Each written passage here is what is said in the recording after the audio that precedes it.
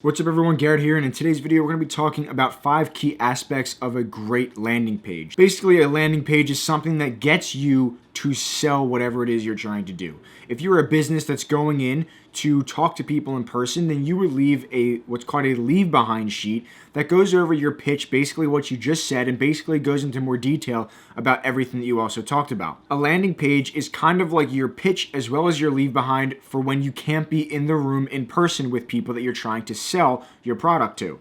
And of course, if you're an online business, chances are 9 out of 10 times, maybe even 9.9 out of 10 times, you're not going to be able to be in the room selling whatever it is you're selling to your potential customer. So that's what a landing page is. It is basically your pitch to get someone to buy whatever it is that you're selling. Now, there are 5 very important characteristics of every great landing page ever.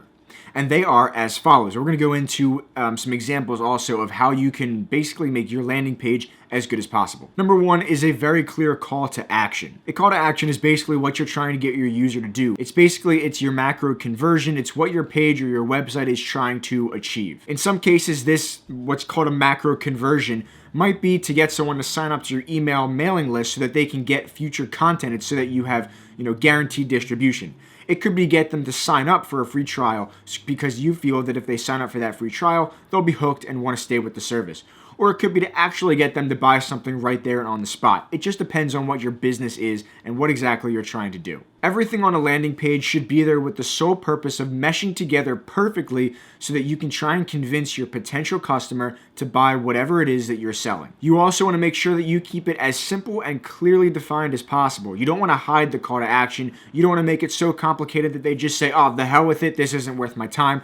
You want to make it simple, to the point, easy to find, and easy as possible to use. Key aspect number 2 is clearly defined content sections. Make sure that you give everything on the page its own space and room to breathe. You don't want to clutter things by having them all together in such a small area. Remember, space on the internet, or at least in your page, is virtually unlimited. So you don't have to have everything on top of each other. Space it out, make it easy to consume, not too overwhelming, so that they can easily and effectively understand what it is you're trying to get at. You can use white space, different backgrounds, colors, images, and other graphics to visually differentiate between the different sections and break it up so it's easier to consume and understand for your user. Number 3 is clean and concise text. Readability is the most important thing here. If you can't read it, and if after reading it you can't understand it, then it's not going to do the job. You want to use as little text as possible to get the job done.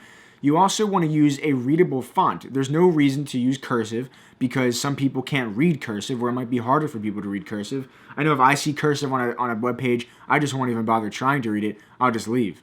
Don't use fonts that make you try to look cool. You want to use fonts that are simple, that are easy to read, and get your point across, as well as fit the overall theme and feeling of your business. And also make sure that you use proper letter spacing and line height when writing things out. Number 4 is visual information. To do this, you can use photos, diagrams, charts, infographics, videos, and even GIFs to break up the text and make things more aesthetically pleasing so that they can consume what you're trying to say. This helps by breaking up your text and conveying your message in a more pleasant way.